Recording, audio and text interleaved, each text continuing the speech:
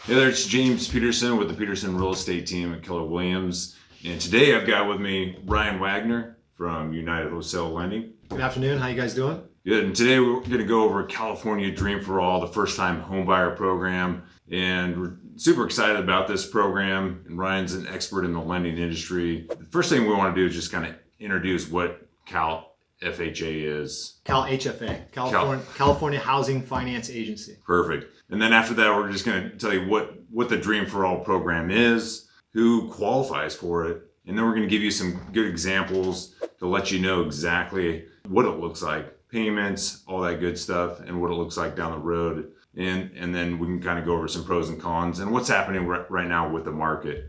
So Ryan, tell me, what is CalHFA? HFA. So California Housing Finance Agency is a state nonprofit agency just for California. Its real goal is to help first-time homebuyers, get into homes. Primarily their mission is to help first-time homebuyers. So that's anyone who has not owned a home or been on title to a home within a 3-year period. There's some nuances there which we can get into on a case-by-case, but again, that's kind of their stated objective. They help people with various programs by offering down payment assistance to help cover things like down payment and closing costs. So California Dream for All is a new program, right? It just came out March 27th. March 27th. So tell exactly, just high-level view, how does it work? So the Dream for All program is like I said, the newest program. It's funded through the state. So $300 million was assigned, state taxpayer funds allocated to this program. This is obviously the first year that it's been rolled out. Its goal over time is to be self-sustainable. So for the first several years, it's likely funding is going to come through the state. So this is the first year. When the money's gone, it's gone. And come next budget cycle, if they liked it, they'll allocate some more money to it. But really what the program is it allows a much larger allocation of money from CalHFA to help with the down payment. Previous down payment programs have been 3%, 3.5%, 5% at most. So relatively small amounts of money. This allows up to 20% of the purchase price of the home. So that amount of money, 20%, has a real impact on people's affordability, their monthly payment. Can help elevate their purchase price into a range maybe that makes more attractive homes available. Yeah. So it's really quite a bit different than what they've had in the past. So is this a grant or is this a loan? How does it work? Right. So a gift or a grant, generally speaking, is money that does not have to be paid back. This is not that. It is a loan. It is referred to as a silent second. So the money that's given towards down payment does have to be repaid back, but there's no interest rate on it and no monthly payments. So the money is given at the time of purchase, and that money is recorded as a second lien. But again, there's no payments made on it and no interest rate associated with that particular loan. There is, however, or I should say where the program makes their money is based on the percentage of money they give you, say 20%. When you sell the house, you will also share in the equity that you've gained with CalHFA. So if you make $100,000 on the house when you sell it, 20% in this case, or 20,000 goes back to CalHFA on top of the original amount that they gave you. So one question I had from a buyer is, since this is a shared equity portion, if you're doing any improvements or anything to the house, does that change the amount of equity that they would be owed? Right. So it's a good question. It does not. So CalHFA is going to calculate the equity that you've gained as a gross number. Essentially, they're not going to factor in any realtor fees that you will eventually pay when you sell, or improvement costs that you will have incurred on improvements made to the home. So we can kind of get into it later, but generally speaking, this program, if you're going to buy a house that's a fixer-upper and you're going to be dumping tens of $20,000, $30,000, $40,000 into major improvements, you're going to share in the appreciation with CalHFA, the value that those improvements create. Minor things that are for comforts, paint and maybe refacing some cabinets, things like that are minor, for your comfort, not a big deal. But blowing out a wall, adding on a 1,200 square foot addition, probably not the right program for you. Right, that makes sense. And really, it's more like a 20% partnership. Correct. Yeah. With this California HFA program. Right. Let's get into qualifications. So for buyers that would like to buy a home and use this program, let's start out with income limits. Right. I know there's an income limit, and how is that based on, and is there different tiers? Yeah. So one of the big challenges with some of the down payment assistance programs in the past have been income limits.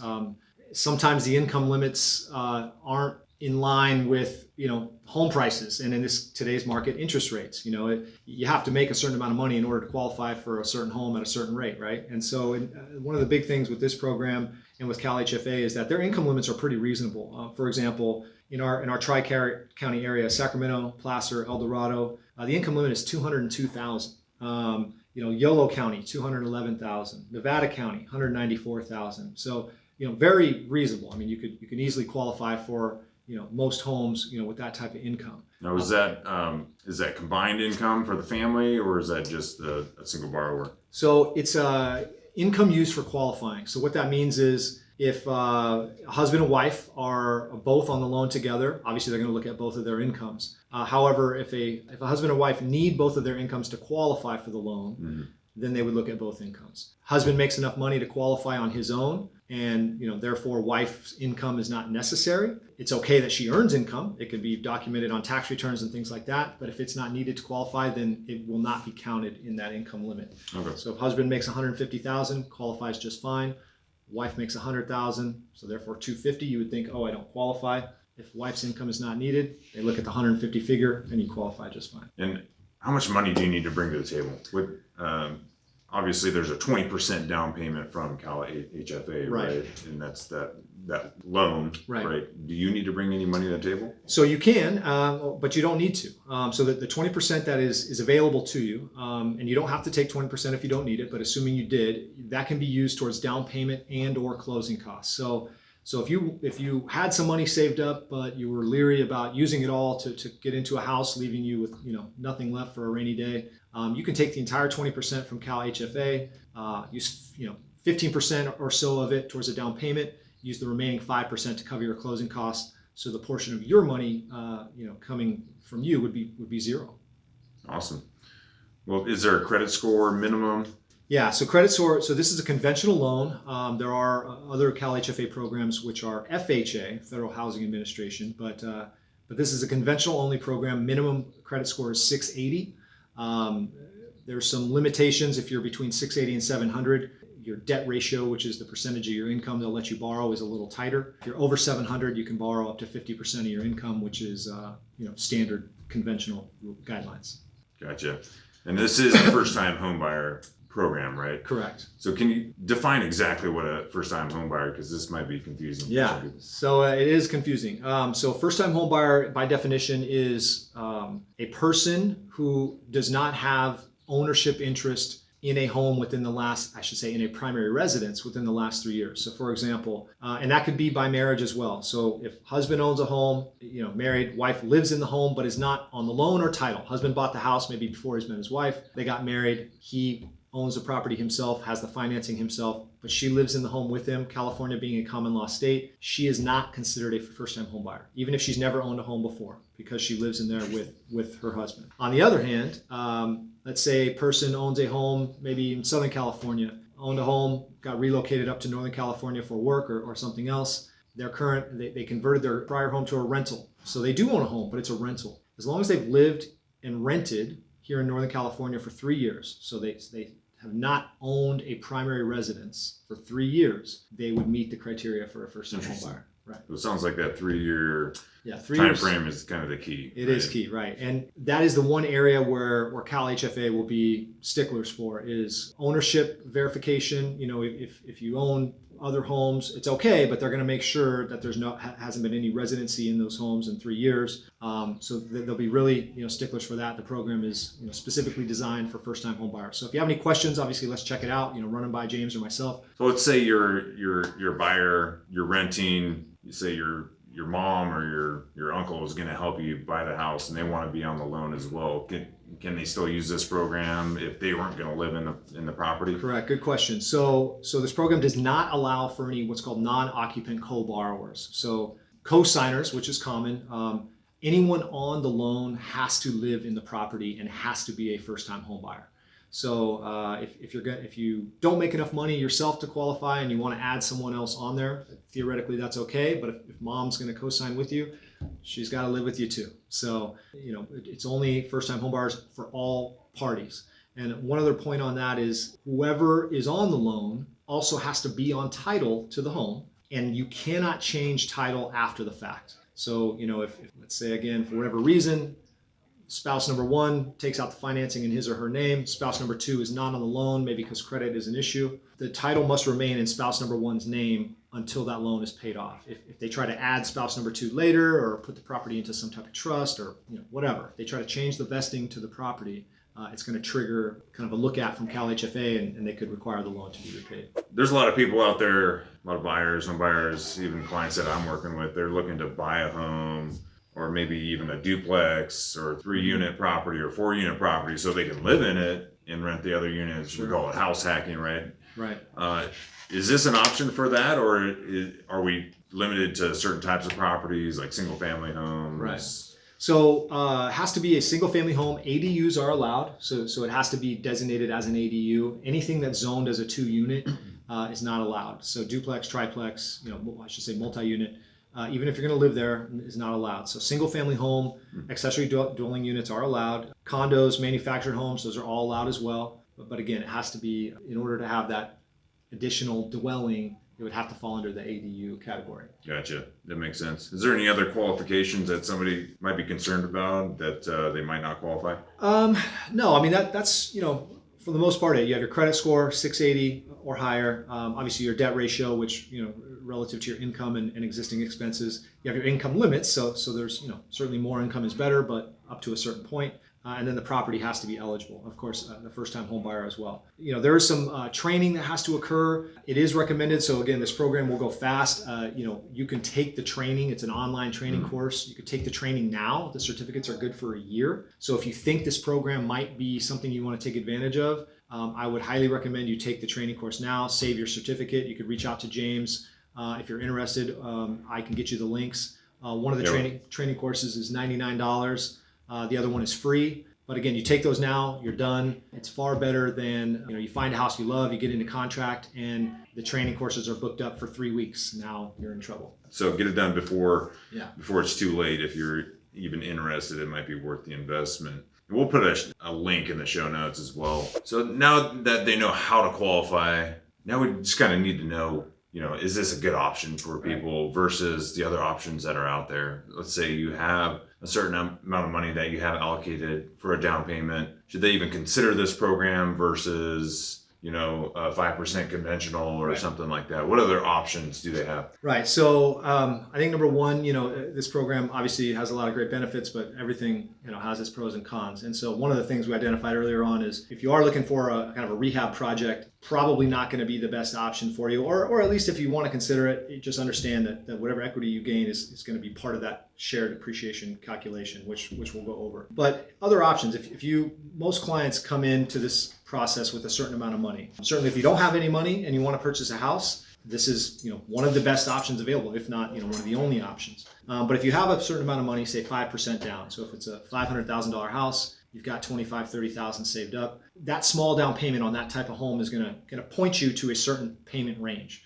And for a lot of people, that payment range might be a little higher than they're comfortable with. The house may fit their needs, but based on the smaller down payment that they have, they might not be comfortable with that higher monthly payment. So this would be a great example where you can quadruple your down payment, which brings down that monthly payment dramatically. And now you're able to qualify for that same home for a lot less per month. And live much more comfortably month to month going forward. So some other scenarios that I'm thinking of, should somebody use this program if they think they might need to move in the next couple of years, and unsure, because California, even the United States, nobody's 100% sure the market's going to go up, go down, but over time we know it's definitely going to go up. So if there's any uncertainty as far as how long you're going to be there, if it's a short term, is this a good idea or not?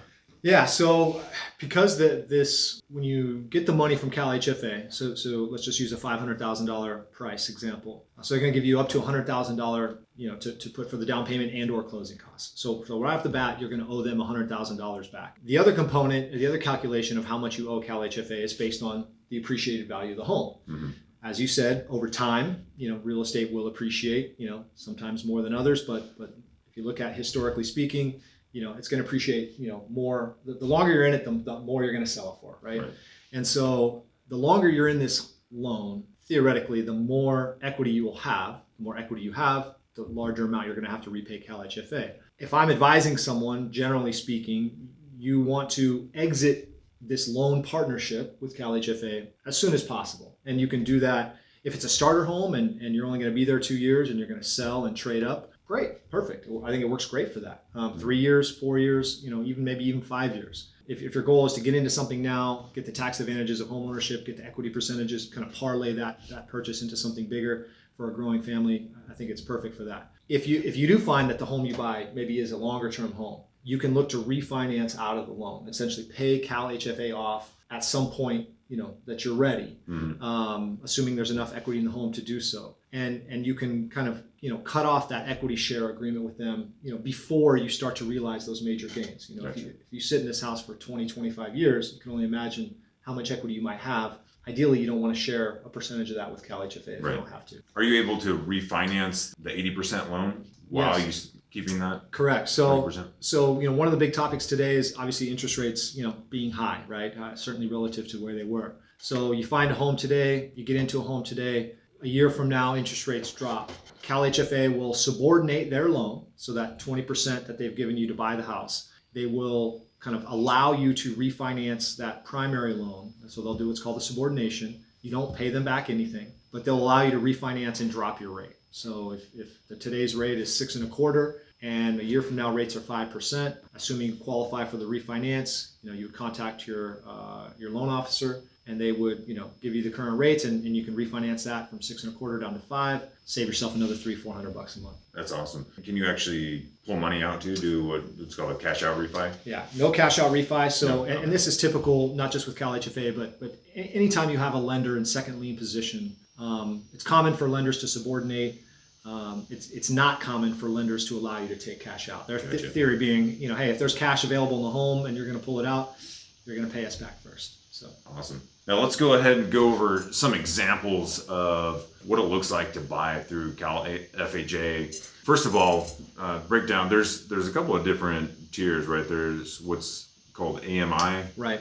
So here in El Dorado County or Sacramento County, our income limits are around 200,000. Right? Yeah, 202,000. 202,000. That's your standard income limit. Okay.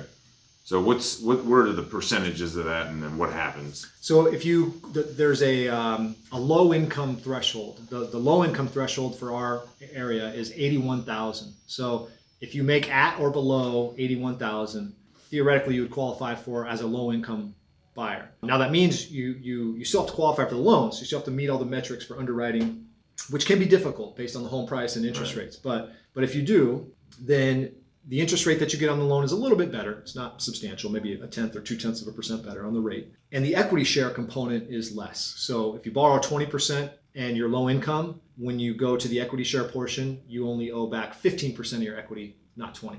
Wow. Okay. So, there's some advantages there. I think, again, the hard part that we're seeing for the most part is based on home prices today and interest rates today. Making 81,000 or less is often difficult to qualify for the monthly payment that would result. That makes sense. All right, well, let's just go through an example here then. So this is straight from CalHFA. If you're buying a house today, we're looking at a house that's worth about $500,000. You would need to pull out a $400,000 first mortgage, and then the Dream for All loan would be $100,000, right? Correct.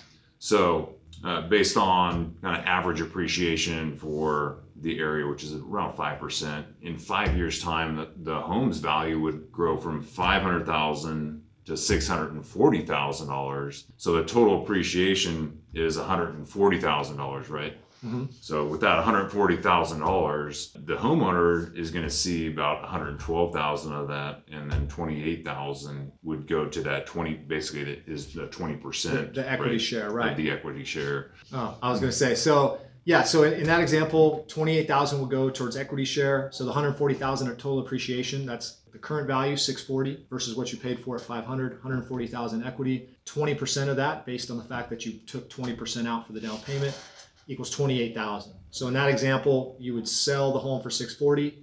Whatever you owed on the loan that you got for the 80%. So initially you borrowed 400, maybe you owe 375, something like that. So that would be paid off. CalHFA would get their initial 100,000, which they gave you to purchase, plus 28,000 for the equity share. Right. So the remaining would be your equity, and based on that, 112,000 plus whatever difference in loan balance. But right. So typically you're going to pay down the loan by about $30,000 in 5 years roughly. if it's a $400,000 loan. Right.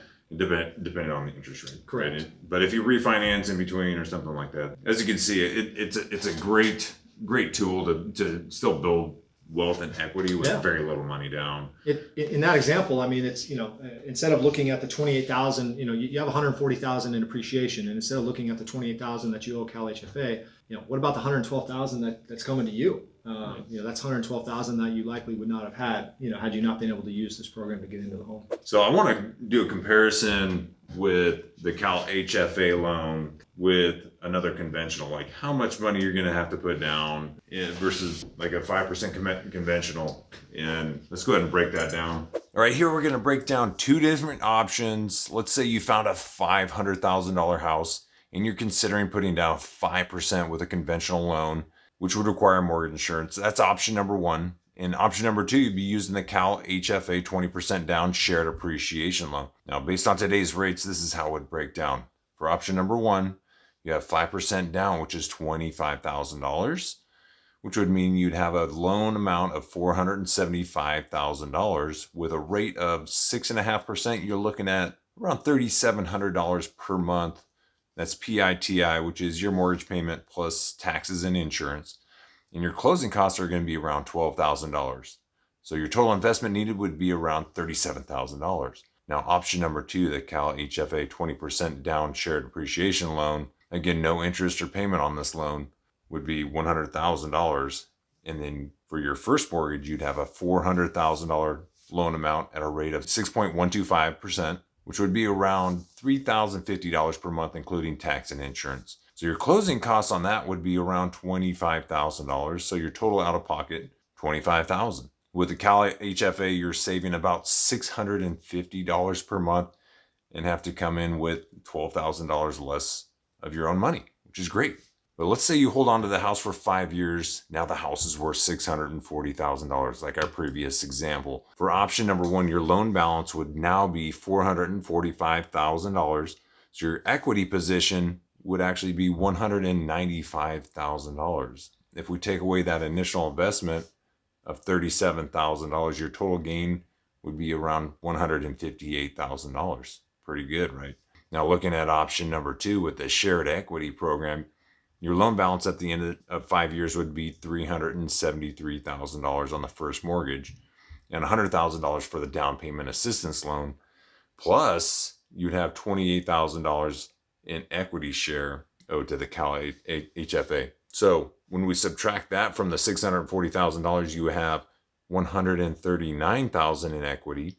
If you add in the money that you actually saved over the 5 years, which is $650 per month for 60 months, that equates to $39,000. So really in comparison, your realized gain is $178,000. And if you subtracted the $25,000 initial investment, your total gain would be right around $153,000. In essence, there's not a huge difference between the two programs. On one hand, you have a lower payment, so you're saving money now. On the other hand, you have more equity over time, which is delayed gratification, right? So if we actually calculated the rate of return on investment for these two different options based on your initial investment, your annual rate of return for the 5% down loan would be 85%. Your annual rate of return for the CalHFA program would be 123% per year on your initial $25,000 investment. So pretty good. All right, that's a great explanation, right? So based on this, can this program actually be used to increase your payment power, like your ability to purchase more? Yeah, for sure. So in the example we just covered, we kind of talked about how you're buying the same house, $500,000 regardless. You're just deciding which program to use and how that affects your monthly payment. So if you're monthly payment sensitive, this program can help reduce that. But let's say you're okay with a $3,500, $3,600, $3,700 payment. You've only got 5% down, so that's going to point you to maybe a $500,000 house. But you know what? I don't like any houses at $500,000. I need 4 bedrooms. I can only find 2, right? So with this program, by increasing your down payment, we can take that budget, $3,700 a month, and instead of putting you in a $500,000 house, we can maybe put you in a $600,000 house or $610,000, obviously depending on rates and various things. But we can dramatically increase your purchasing power for the same monthly payment budget, so you can get into the neighborhood you want, the school district you want, the size of the house you want, whatever that case may be, and have a much more greater selection of homes to choose from. By targeting the payment range that you're comfortable with. Essentially, more down payment equals less per month. The less money per month obviously can also then equate to a higher price as well. Awesome. And I can imagine if we use that same example that you just went over, and we had the same payment plan, and you bought a house that was $600,000 with that 5% appreciation, right, you're gaining as far as the return on investment is going to be even higher, and your equity share is going to be much higher as well. Yeah, absolutely. You buy a nicer quality home, nicer quality neighborhood, you can only expect to see nicer quality returns, right? Absolutely. You would expect that. Yeah, for sure. So let's talk a little bit about the market today. What's going on with the market? You see a lot of stuff in the news as far as home prices coming down, but that's not really the case of what we're seeing today. Tell us a little bbit about what's going on with rates specifically. Yeah, so it's an interesting market. You would expect that with rates as high as they are, that it would typically have downward pressure on home prices, and it certainly does. The problem that we're seeing is there's just inventory, economics 101, supply and demand. Everybody, I think, takes that course at some point. So there's nothing for sale, or very little. And so while there are certainly fewer buyers, there's even fewer homes to choose from. So the homes that are available are still seeing multiple offers. Maybe not the craziness that was 2 years ago, where we're seeing 20, 25 offers, but my last several buyers have been outbid, or I should say have lost out due to 7, 8, 9, 10 offers regularly. And so, that still gives a lot of power and choice to the seller. And the idea that this is such a buyer's market that we can just kind of lowball everybody, it's not the reality. And you got to be careful listening to the mainstream media, because they're oftentimes talking about national housing statistics, which absolutely are not. Real estate is a local market, even local within here, Sacramento. So absolutely, yeah. And one of the guys I really pay attention to is Ryan Lundquist. He's a great appraiser that has a blog, and he just threw out some numbers, and it's pretty incredible how low the inventory is. It's actually low. Inventory right now is actually lower than it was back in 2007, just before the inventory, where it was like at the hottest point just before the actual market crash. Yeah. But we already saw inventory kind of spike back in May and June of last year, right, or actually home prices, started spiking around May, June of last year. And then inventory started climbing. Right. And then around November, inventory started just dropping like crazy.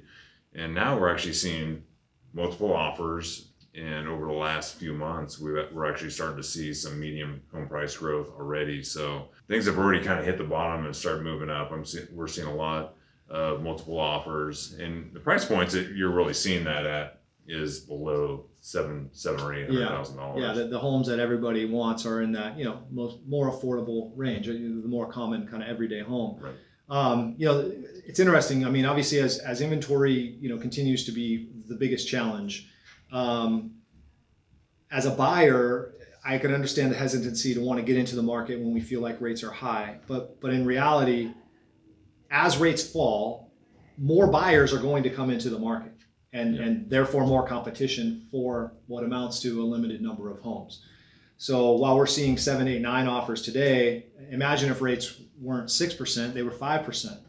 We'd probably be seeing 15 offers on homes. So you have to be careful. If you do buy a home today, again, buy what's within your budget, of course. Use programs like Dream for All to maybe flex that budget a little bit. But you could, when rates do drop, and they will, you can refinance. Will it be a year or 2 years? Nobody has a crystal ball, but I feel relatively confident in saying that rates, will be lower, before long, and that will happen. We've already seen kind of some of that. I can kind of speak to kind of some of the economic happenings. The biggest enemy of interest rates is inflation. everybody likes to equate the Fed to what rates do, and there's a correlation there. But the Fed has been raising rates in order to fight inflation. And so really what's driving mortgage rates up is inflation. If the inflation were not there, the Fed would not be doing what they'd be doing, and therefore mortgage rates would not be doing the same. So as we move into kind of late 2023, there's already kind of inklings of it in these economic reports. New jobs are shrinking, coming in below estimates. Manufacturing is down.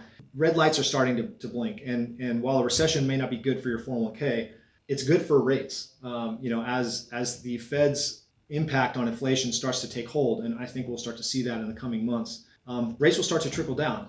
I would not expect them to get down to 3%. Don't count on that, but I think it's realistic, and Fannie Mae and Freddie Mac are expecting rates to be in the mid to low fives by the end of this year. And if we can get there, I mean, that's a significant help to homeowners. But again, if you find the home that you love today, don't wait for 10 more offers to be in at the end of the year. Right. That's a good point. Jump on it now. That's a good point. You can try to time the market. Right.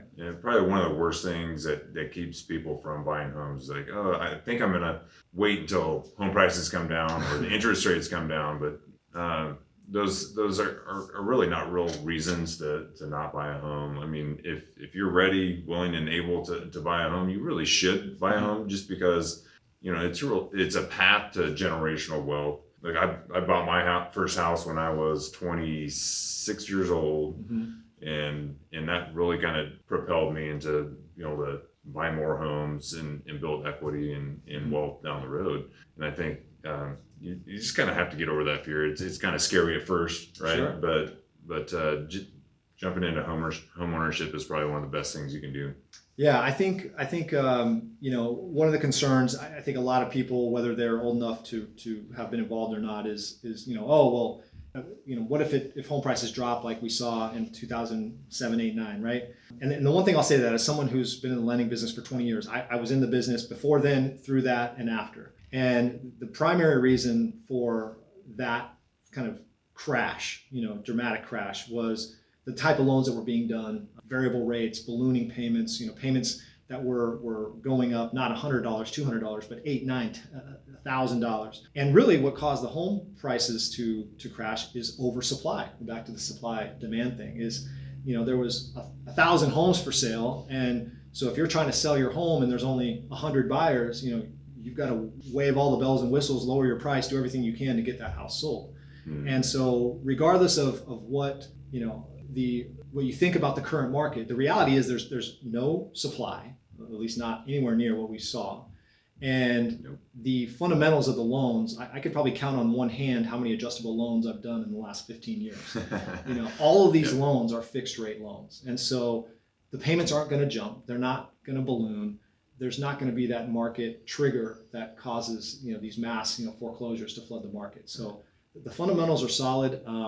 Do home prices go up and down? Sure. But if you're waiting for a crash like last time, you're probably going to miss out. Yeah, absolutely. Well, this has been great, Brian. I appreciate you coming in and talking about the CalHFA loan, and we're going to have plenty more videos coming at you, set up some seminars. So if you guys are interested, what's the best way to get in touch with you? Cell phone, I always answer it. I'm always available. Text or phone call, 916-717-7805 is my cell. Email address, ryan@uwlmortgage.com. Shoot me an email. Happy to chat with you, go over scenarios and kind of answer your questions. But yeah, I appreciate the time. Thanks for having me. And appreciate it. Cool. Yeah, you can get a hold of us at 916-500-4410 or visit our website, petersonteamre.com.